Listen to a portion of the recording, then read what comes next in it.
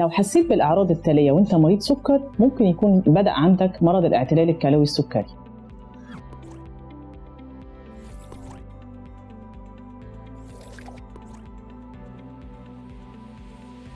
مرض الاعتلال الكلوي السكري بيصيب حوالي 20 ل 30% من مرضى السكر. طيب أنا إزاي ممكن أعرف ده؟ لو حسيت بالأعراض التالية وأنت مريض سكر ممكن يكون بدأ عندك مرض الاعتلال الكلوي السكري. أولاً وجود تورم حوالين العين أو تورم في القدمين، أو لو لاحظت وجود رغاوي كتير في البول، أو لو حصل ارتفاع مفاجئ في ضغط الدم. دورنا في وحدة السكر هيلثي كير نعمل لك التحاليل المطلوبة الدورية بحيث تطمن على صحة الكلى، زي تحاليل زلال في البول وتحاليل وظائف كلى باولين أو كرياتينين على الأقل مرة في السنة. الاكتشاف المبكر لمرض الاعتلال الكلوي السكري بيفرق معانا كتير جدا في العلاج، لأن بنتدخل في الوقت المناسب بالإجراءات المناسبة ونساعدك للحفاظ على صحة الكلى. وحدة السكر هيلثي كير فيها جميع التخصصات لمرض السكر والمضاعفات بتاعته، وكمان مرحلة ما قبل السكر. عندنا تخصص سكر والغدد الصماء، تغذية العلاجية، جراحة الأوعية الدموية، طب وجراحة العيون، ده بالإضافة طبعا لتخصص أمراض